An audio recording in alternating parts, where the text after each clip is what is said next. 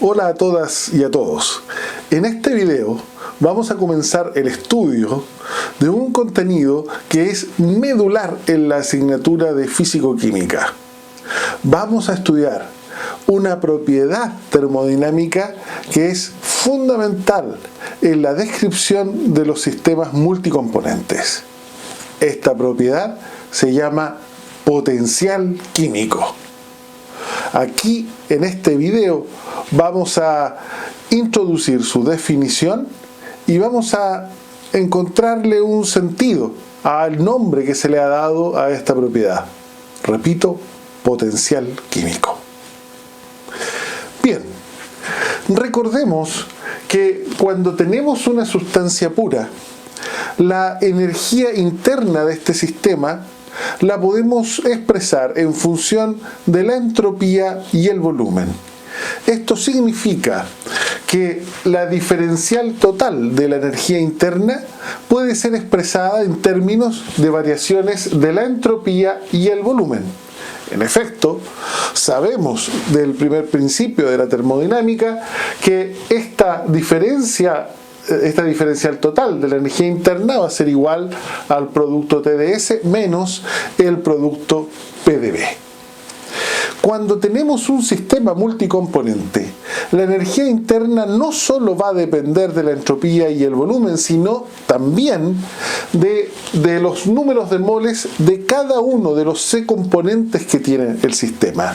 Esto significa que la diferencial total de la energía interna va a depender de las variaciones que sufre el sistema en la entropía, de las variaciones que experimenta el sistema en el volumen y de las variaciones que se observan en los números de moles de cada uno de los componentes.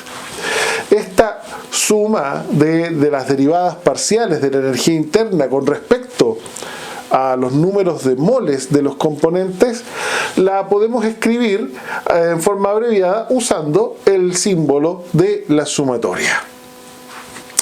Bien, si este sistema tiene una composición invariante, si para este sistema multicomponente la composición no varía, entonces cada uno de estos de n sub i va a ser igual a 0, no va a haber variación, ¿no?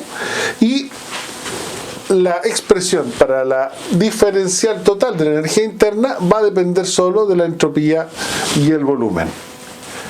Comparando esta expresión con la que ya habíamos planteado para la expresión correspondiente a una sustancia pura, concluimos que esta derivada parcial de la energía interna con respecto a la entropía, volumen y números de moles de los componentes constantes va a ser igual a la temperatura, y esta derivada parcial de la energía interna con respecto al volumen, a entropía y número de moles de los componentes constantes va a ser igual al negativo de la presión, y por lo tanto podremos escribir que la diferencial total de la energía interna para este sistema multicomponente va a ser igual a TdS menos PdV más la sumatoria de estas derivadas parciales de la energía interna con respecto a los números de moles por las variaciones en los números de moles. Pues bien, aquí es donde se define que esta derivada parcial de la energía interna con respecto al número de moles de un cierto componente, a entropía, volumen y los números de moles de los componentes restantes sin cambio, va a ser igual a lo que se conoce, a lo que vamos a llamar potencial químico, cuyo símbolo va a ser μ sub i. Y por lo tanto, la expresión para la diferencial total de la energía interna va a ser igual al producto TdS menos el producto PdV más la sumatoria de los productos entre los potenciales químicos y las variaciones en los números de moles que experimente cada uno de los componentes. Es en esta expresión donde le encontramos sentido a este nombre que se le ha asignado a la propiedad termodinámica, potencial químico. Veamos. En el primer término de esta expresión aparece el producto TdS, temperatura por la variación en la entropía. La temperatura es un potencial térmico.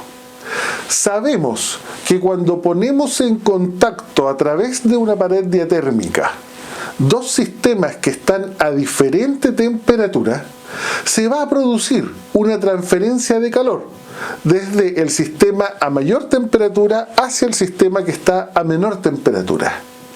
Esta transferencia de calor implica una transferencia de entropía o un cambio en la entropía. En el segundo término nos aparece el producto presión por la variación en el volumen. Presión, o podríamos hablar de un potencial mecánico. Claro, porque cuando ponemos en contacto a través de una frontera o a través de una pared móvil dos sistemas que están a diferente presión, se va a producir una transferencia de energía en la forma de trabajo desde el sistema que está a mayor presión hacia el sistema que está a menor presión. Esta transferencia de trabajo, que específicamente es un trabajo de frontera, va a implicar un cambio en el volumen. Bien, en este último término, potencial químico, vamos a demostrar a continuación que cuando ponemos en contacto a través de una pared permeable dos sistemas que tienen diferente potencial químico, se va a producir una transferencia de masa desde el sistema que tiene mayor potencial químico hacia el sistema que tiene menor potencial químico. Entonces, tenemos en esta expresión un término que da cuenta de la transferencia de energía en la forma de calor, producto de una diferencia en el potencial térmico. Un segundo término que da cuenta de la transferencia de energía en la forma de trabajo, producto de una diferencia en el potencial mecánico. Y el tercer término que da cuenta de una transferencia de energía contenida en la materia, o a través de una transferencia de materia, producto de una diferencia en el potencial químico. A continuación, vamos a reescribir las ecuaciones fundamentales, incorporando el hecho de que los sistemas van a ser multicomponentes. En las ecuaciones fundamentales tendrán que ser consideradas las posibles variaciones en los números de moles de los componentes.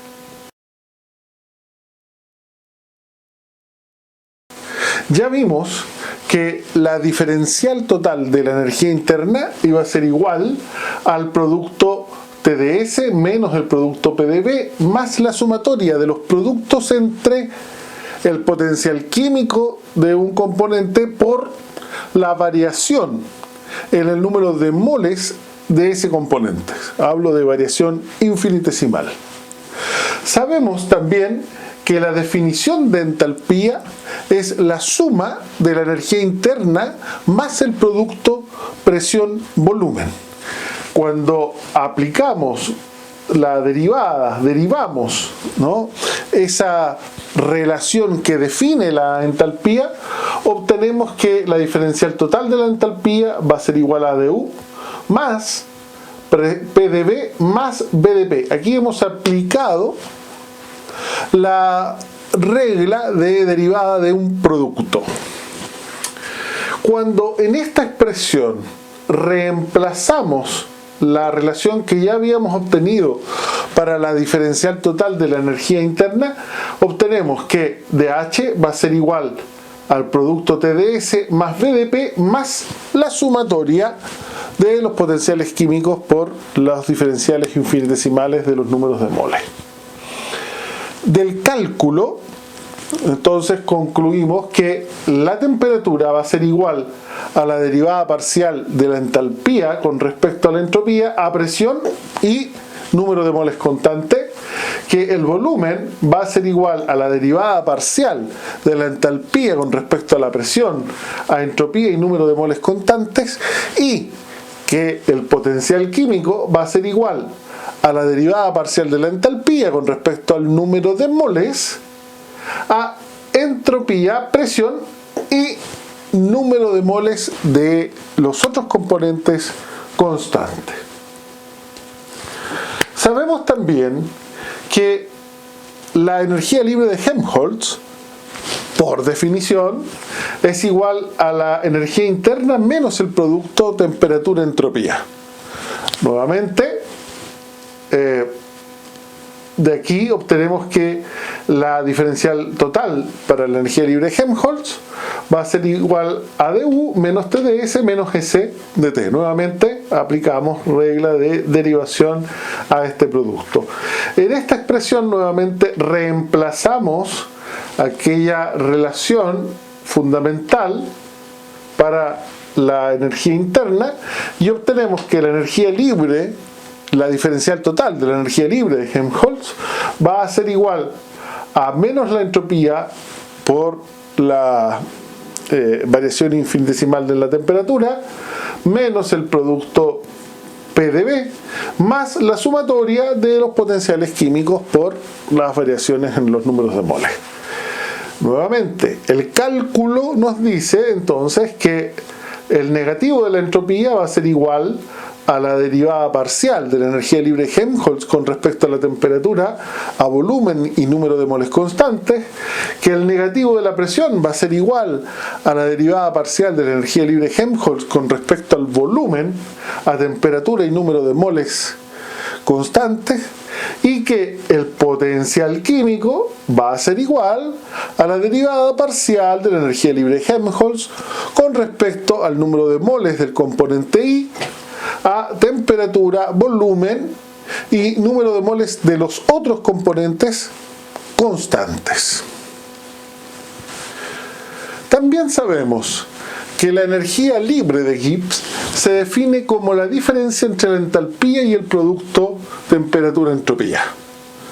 Nuevamente aplicamos derivación y nos queda que la diferencial total de la energía libre de Gibbs va a ser igual a la diferencial total de la entalpía menos el producto TdS menos el producto SdT. Reemplazamos aquí la expresión o la relación que ya habíamos obtenido para la entalpía y entonces nos queda que la diferencial total de la energía libre de Helmholtz va a ser igual al negativo de la entropía por la variación infinitesimal en la temperatura, más el producto BDP, más la sumatoria de los potenciales químicos por las variaciones infinitesimales en los moles de los componentes. El cálculo nos dice entonces que el negativo de la entropía será igual a la derivada parcial de la energía libre de Gibbs con respecto a la temperatura a presión y número de moles de todos los componentes constantes, que el volumen va a ser igual a la derivada parcial de la energía libre de Gibbs con respecto a la presión, a temperatura y número de moles de todos los componentes constantes. Y aquí, algo importante, el cálculo nos dice que el potencial químico va a ser igual a la derivada parcial de la energía libre de Gibbs con respecto al número de moles del componente I, a temperatura, a presión y número de moles de los otros componentes constantes. Es decir, el potencial químico va a ser igual a la energía libre de Gibbs molar parcial del componente I. ¿Cómo llegamos a esta conclusión? Porque esta derivada parcial de la energía libre de Gibbs no solo se hace con respecto al número de moles del componente I, sino que además esa derivada parcial se hace manteniendo constante temperatura, presión y los números de moles de los otros componentes constantes. Esa vimos que era la definición de una propiedad molar parcial. Aquí quiero destacar que el potencial químico no es igual ni a la energía interna molar parcial, ni a la entalpía molar parcial, ni a la energía libre de Gibbs molar parcial. Pero ¿por qué no? ¿Por qué no? Si vemos acá, por ejemplo, que la entalpía, en esta expresión para el potencial químico, la entalpía está siendo derivada con respecto al número de moles del componente I. Sí, es cierto, pero esta derivada parcial se está haciendo a entropía, presión y número de moles de los otros componentes constantes. A entropía, presión, no a temperatura y presión, que es lo que exige la definición de una propiedad molar parcial. Este resultado, que el potencial químico es igual a la energía libre de Gibbs molar parcial, va a ser de gran importancia y de gran utilidad en las derivaciones que vamos a realizar a continuación.